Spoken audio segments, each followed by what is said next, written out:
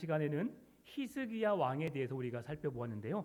우리가 함께 말씀을 듣지 못했기 때문에 간략하게 히스기야 왕이 어떻게 살았는지 살펴보고 오늘 그 뒤를 이어서 왕이 된 므낫세에 대해서 함께 살펴보고 그리고 그의 아들 또에 대해서 살펴보면서 말씀의 은혜를 나누고자 합니다. 히스기야는 아버지 아하스가 죽은 후에 25세의 왕이 됩니다. 25세의 왕이 된 이후에 그가 행한 첫 번째 일이 뭐냐면 그가 왕이 된 해 첫 번째 달에 닫혀있던 성전문을 열고 예배를 회복합니다. 하나님이 가장 원하셨던 하나님이 다윗에게 솔로몬에게 그리고 하나님이 주신 그 언약의 말씀이 이루어질 것, 내가 오늘 본문에도 예루살렘이라고 하는 그 이름에 하나님이 예배하는 처소로 그곳을 두고 예루살렘 백성들을 통해서 하나님의 영광이 드러나게 하시겠다는 약속의 말씀을 히스기야가 가장 먼저 행합니다. 여러분, 다니엘이 나중에 그 바벨론 포로로 붙잡혀 가서 어디를 향해서 하루에 3번씩 습관적으로 기도했죠? 예루살렘을 향하여. 이 하나님께서 오늘 이 예루살렘에 주시는 은혜가 얼마나 큰지를 우리에게 보여주고 있어요. 그래서 성전의 문을 열고 성전을 정결하게 하고 보수하고 무엇보다 제사장과 레위인들까지도 정결하게 해서 하나님께 온전한 예배를 드릴 수 있도록 그렇게 행하였던 사람이 히스기야 왕입니다. 다윗처럼 행하지는 못했지만 다윗처럼 행했던 사람 중에 한 사람이 바로 히스기야 왕이에요. 그래서 이 역대하 29장 5절 말씀 보니까 그들에게 이르되 레위 사람들아 내 말을 들으라. 이제 너희는 성결하게 하고 또 너희 조상의 하나님 조상들의 하나님 여호와의 전을 성결하게 하여 그 더러운 것을 성소에서 없애라. 아멘. 이게 히스기야가 개혁을 일으킨 첫 번째 일이에요. 먼저 행한 것이 뭐냐면 사람들을 거룩함에 사람들을 성결하겠다는 거죠. 여러분, 오늘 우리가 교회에 나와 있습니다. 교회에 나오는데 우리의 몸이 성결하지 않으면 우리가 죄로부터 분리되지 않고 거룩하지 않으면 우리가 드린 예배를 통해서 하나님은 영광을 받으시지 않습니다. 그래서 중요한 게 뭐냐면 오늘 우리가 교회 오기 전에 불편한 일이 있었고 혹 어제 저녁에 부부간에 살짝 언쟁이 있었고 부모와 자녀 간에 어떤 마음의 불편함이 있었고 또 하는 직장에서 사람과의 관계 속에서 불편한 일이 있었다면 먼저 그것을 문제를 해결하고 와서 하나님을 예배하기를 주님은 원하신다는 거예요. 그래서 이 교회가 깨끗하고 교회가 이렇게 조용하고 하나님을 예배할 수 있는 분위기가 만들어졌음에도 불구하고 오늘 히스기야가 그 백성들에게 요구한 게 뭐냐면 그 백성들의 마음에 죄로부터 분리된 거룩한 하나님의 자녀로서 하나님을 예배하기에 부족함이 없는 모습으로 거룩하고 성결하기를 원한다고 말씀하고 있는 거예요.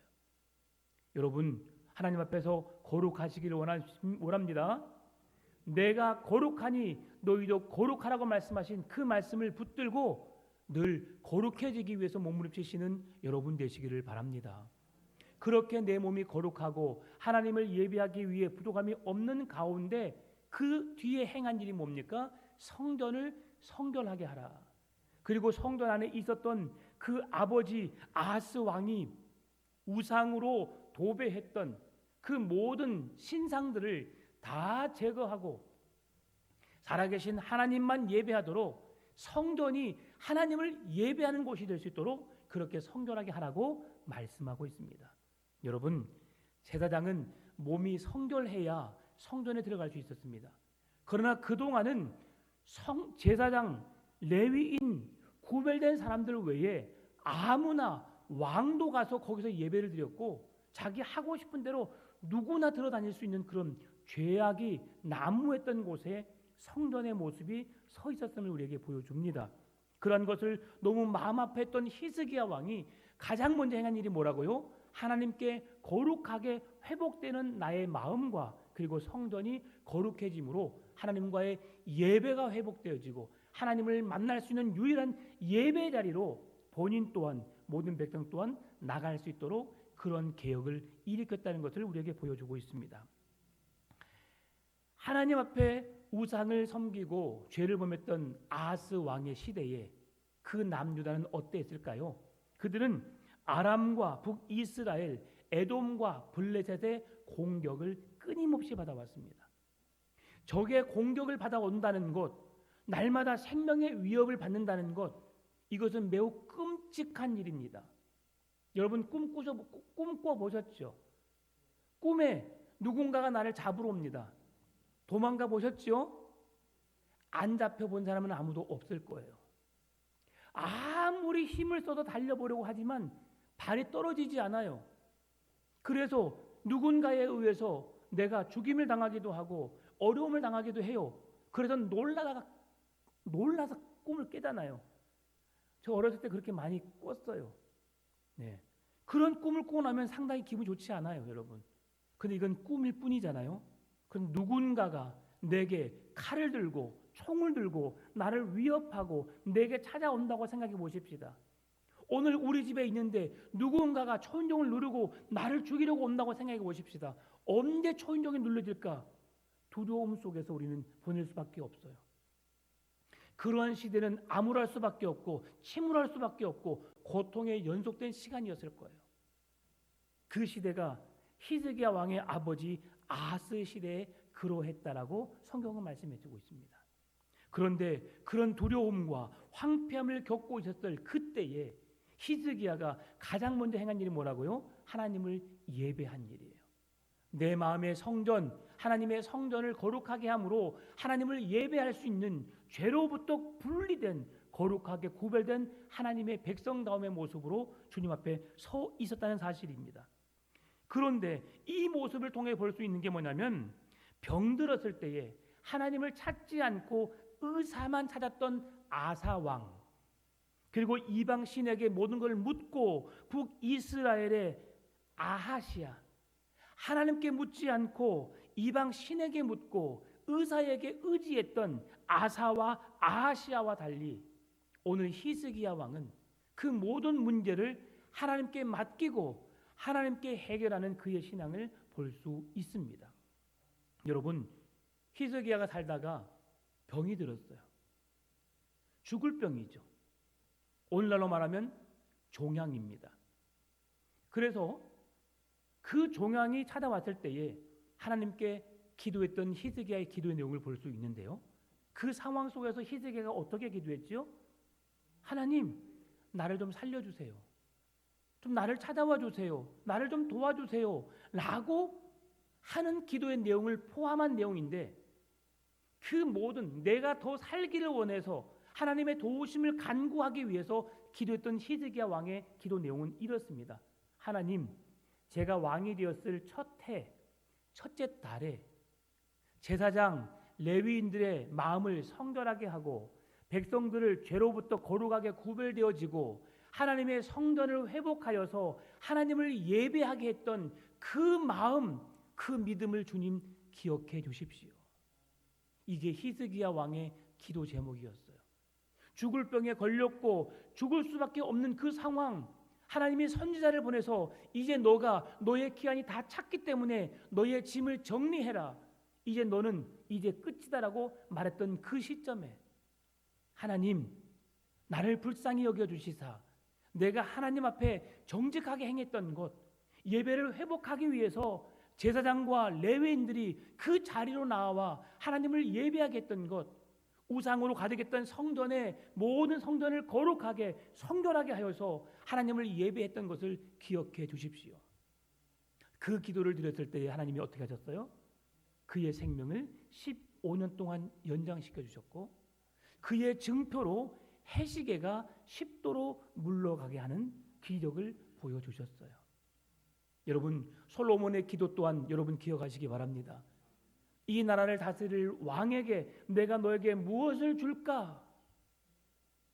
하나님, 하나님의 백성들을 하나님의 말씀으로 잘 가르칠 수 있는 지혜를 주옵소서. 그랬을 때 하나님께서 그에게 지혜와 부와 명예와 권력, 그에게 필요한 모든 걸 주셨고 당대에 솔로몬보다 지혜로운 사람, 후대에 솔로몬보다 지혜로운 사람이 없었고 은금 보화 모든 부를 능가할 사람이 없었다. 아무리 부자인 록펠러도 마이크로소프트 회장이라 할지라도 솔로몬의 부를 능가할 수가 없는 거죠. 하나님은 그런 복을 주셨어요. 오늘 우리들의 간절한 기도에도 우리가 갈급하고 우리가 정말 애달치만 그러는 가운데 내가 하나님을 사랑하는 믿음, 그 믿음으로 굳게 서서 주의 뜻을 이루려고 몸부림쳤던 그 믿음을 주님 보시옵소서라고 고백할 수 있는 우리의 믿음의 고백 되시기를 바랍니다. 그럴 때에 하나님은 그의 기도를 들으시고 이렇게 히스기야의 생명을 15년 연장시켜 주신 거예요. 여러분, 회개는 단순한 감정의 변화, 입술의 고백으로 끝나지 않습니다. 진정한 회개는 내가 중심적으로 살았던 내 삶으로부터 벗어나 하나님이 원하시는 그 말씀 앞으로 가까이 나아가는 행동의 변화를 요구합니다. 진정한 회개는 입술의 고백으로 끝나는 것이 아니라 내 삶이 주님을 본받기 위해서 주의 말씀 앞으로 한 걸음 한 걸음 더 나아가서 내 삶이 변화되어져 가는 모든 과정이 진정한 회개하는 모습이라는 것을 우리가 깨닫게 되시기를 바랍니다. 히스기야는 이제 죽음을 겪게 돼요. 죽게 되고 그의 아들 므낫세가 남유다를 통치하게 되는데 오늘 본문의 말씀입니다. 이 므낫세가 12살 때 왕위에 오르게 됩니다. 히스기야가 15년의 연장을 받게 되지만 5년 동안 왕위에 오르게 되고 남은 10년은 그의 아들 므낫세와 함께 통치를 하게 됩니다. 그렇게 왕과 함께 10년 그리고 전체적으로 55년이라는 시간 속에서 남유다 왕 중에서 가장 오래도록 나라를 이끌었던 왕이 므낫세 왕입니다. 여러분, 인간적으로 보게 되면 55년을 통치했다고 하는 것은 매우 놀라운 일이 아닐 수 없습니다.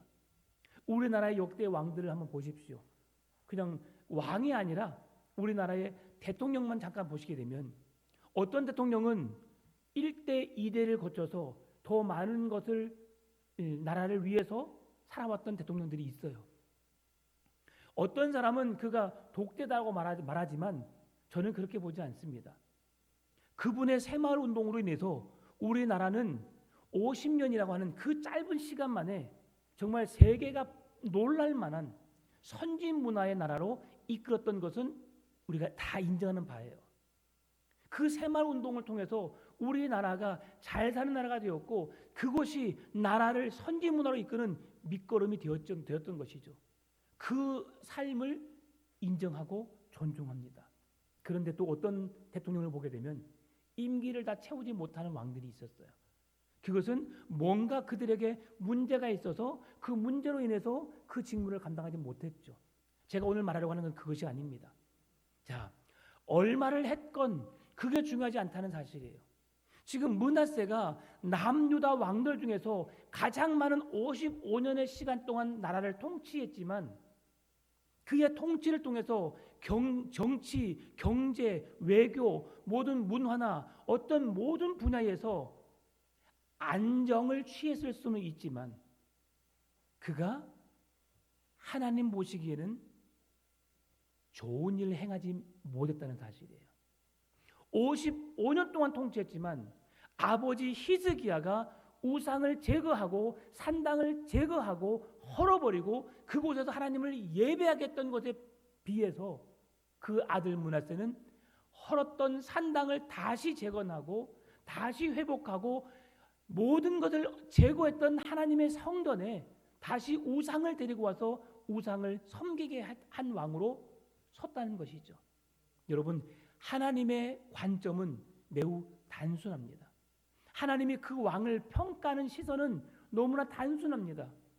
어떤 말씀이 그 기준이 되냐면 여호와께서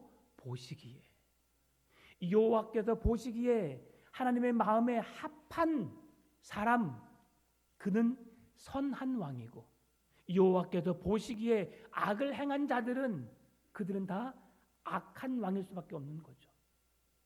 그렇게 므낫세가 많은 시간 동안 죄를 범한 거예요. 히스기야가 산당을 제거하고 우상을 제거한 그 자리에 더 많은 우상들을 갖다 드렸고, 심지어는 오늘 흰놈의 아들 골짜기에서 몰렉 신에게 인신 제사를 드리는, 하나님이 가장 싫어했던 것 중에 하나가 생명을 바쳐서 드리는 거예요. 동물은 사람에게, 우리에게 필요를 따라서 주어지는, 우리를 위해서 주어지는 피조물들이에요. 생육하고 번성하여 땅에 충만하라, 다스리고 정복하라. 이것은 하나님이 주신 첫째 날부터 여섯째 날까지 창조하신 모든 창조물을 사람에게 누리도록 은혜로 복으로 주신 것들이에요. 그러니까 동물들, 식물들은 사람의 유익을 위해서 얼마든지 사용할 수 있는 거예요. 그래서 하나님은 동물의 피해 제사를 통해서 사람의 죄값을 대신하게 하신 거예요. 그런데 사람의 생명을, 내가 낳은 아이를 대신 제물로 바친다, 이건 있을 수가 없는 일이에요. 그러한 제사까지 서슴없이 행했던 왕이 므낫세입니다. 그러니 여호와 보시기에 얼마나 악을 행했을까요? 여러분, 이렇게 하나님 앞에서 악을 행했던 그 왕, 오늘 본문의 3절에서 열왕기하 21장 3절에서 그는 그런 우상을 통해서 하나님의 마음을 아프게 했던 왕이라고 우리에게 소개되고 있습니다. 5절 7절 말씀을 보더라도 여호와의 두 마당, 성전의 안뜰과 바깥뜰, 성전 제물을 가져오고 그곳에서 제사를 지내는 그 거룩한 곳에서 우상들이 들끓게 하는 곳으로 만들었다. 그러한 가운데 하나님은 므낫세에게 회개할 기회를 여러 번 주었음에도 불구하고 깨닫지 못합니다. 그러니까 하나님께서 11절부터 여호와께서 아수르 왕의 군대 지휘관들이 와서 치게 하심에 그들로 하여서 고통을 겪게 해요. 그러면서 아수르 군대를 보내신 분이 누구실까? 13절에서 므낫세가 그제서야 여호와께서 하나님이신 줄을 알았더라. 네, 끝날 시간이 됐다는 겁니다. 네. 저도 지금 마음이 급해요 지금. 네. 여호와께서 하나님이신 줄을 그제서야 알았더라. 그 하나님의 존재를 알게 되니까 이 므낫세가, 그렇게 악한 므낫세가 그의 삶에 변화가 일어나는 거예요. 어떤 일이 일어나는 거야? 회개. 하나님, 제가 잘못했습니다. 그 하나님의 은혜를 구하게 된 것이에요. 여러분, 조금 전에 제가 회개는 뭐라고 했어요? 입술의 고백으로 끝나는 거라고 했습니까? 아니에요. 삶의 변화가 일어나야 한다고 했어요. 그랬더니 이 므낫세가 견고한 성읍의 군대 지휘관들을 두며 이방 신들과 여호와의 전의 우상을 제거하고 여호와의 전을 건축한 산에 예루살렘에 쌓은 모든 제단들을 다 성에 밖에 던져버리고 여호와의 제단을 보수하고 화목제와 감사제를 그 제단 위에 드리고 그 백성들로 하여금 하나님만 섬기라라고 그렇게 명령하였습니다. 그렇게 악한 므낫세라 할지라도 그 자기를 위험에 빠뜨리고 자기를 건지시고 자기 백성들을 지켜주신 분이 하나님이시라는 사실을 깨닫고 난 이후에 그가 180도 돌아서서 하나님을 의지하기 시작했다는 사실입니다. 사랑하는 성도 여러분, 오늘 우리의 삶 속에 내가 뭔가를 해보려고, 내가 뭔가를 했다고 자랑 삼지 마시고, 내가 하는 것이 아니라 하나님이 그렇게 이루도록 나의 길을 열어주셔서 나를 도우셔서 나와 함께 하셔서 내가 이곳까지 온 줄 믿으시기 바랍니다. 그리고 남은 생에도 그 하나님을 더욱 의지하시고 그 하나님의 은혜 속에 거하시기를 바랍니다. 하나님은 지금도 살아계십니다. 하나님의 마음에 합한 자로, 하나님이 기뻐하시는 그 믿음으로, 성령의 충만한 믿음으로 굳게 서서 주님을 자랑 삼고 주님으로 만족해하며 우리의 삶을 통해 진정한 믿음의 모습이 나타나 주님의 기쁨이 되고 영광이 되는 삶을 살아내시기를 주님의 이름으로 축원합니다. 참 좋으신 아버지 하나님, 감사합니다. 위기 속에서, 절망 속에서